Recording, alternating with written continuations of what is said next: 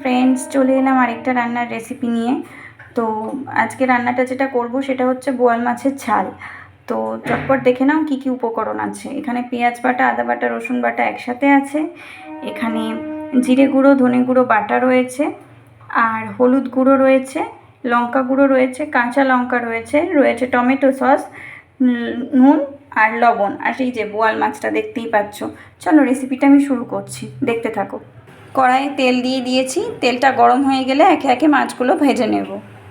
এবার মাছগুলো ছেড়ে দিচ্ছি একে একে।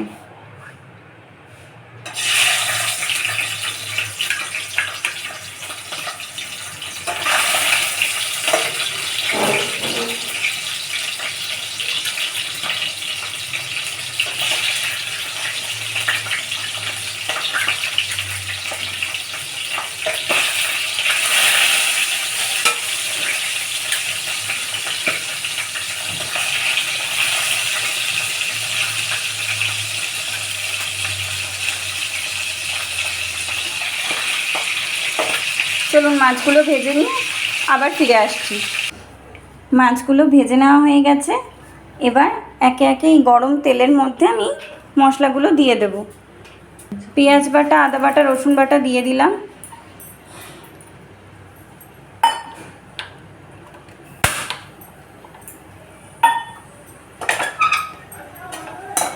এবার ভালো করে নাড়াচাড়া করে নেব।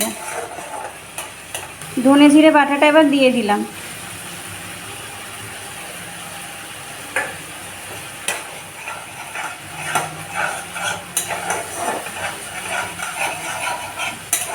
মশলাটাকে ভালো করে কষিয়ে নিয়েছি কড়াইতে। এবার সামান্য অল্প পরিমাণে একটু জল দেব।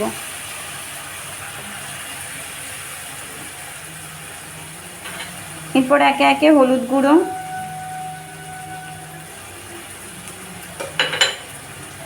লঙ্কা গুঁড়ো দিয়ে ভালো করে মিশিয়ে নেব।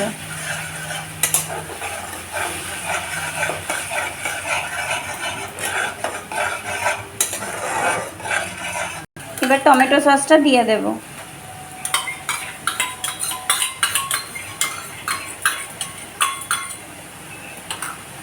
ভালো করে মিশিয়ে নেব।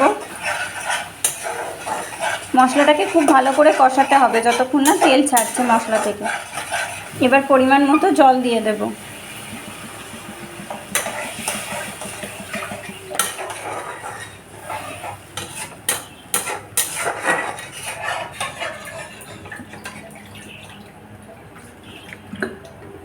এবার স্বাদ অনুযায়ী লবণ দিয়ে দেব।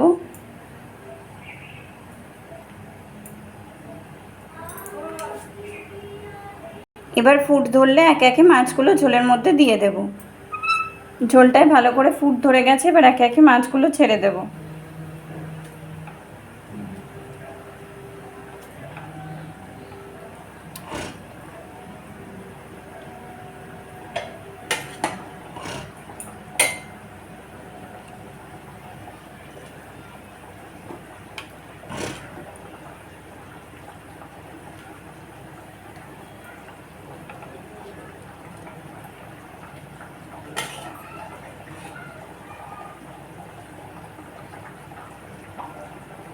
এবার কাঁচা লঙ্কাগুলো দিয়ে দেব।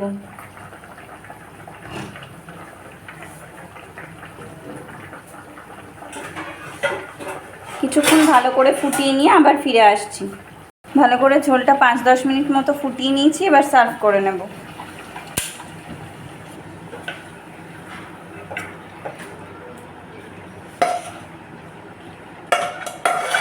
এবার ওপরে সুন্দর করে লঙ্কাগুলো দিয়ে সাজিয়ে নেব।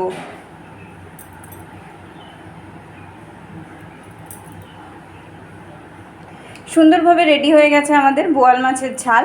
আপনারাও রেসিপিটা ট্রাই করে কমেন্টে অবশ্যই জানাবেন যে আপনাদের কেমন লাগলো রেসিপিটা। আর লাইক, কমেন্ট, শেয়ার করতে তো ভুলবেনই না। দেখা হচ্ছে নেক্সট ভিডিওতে।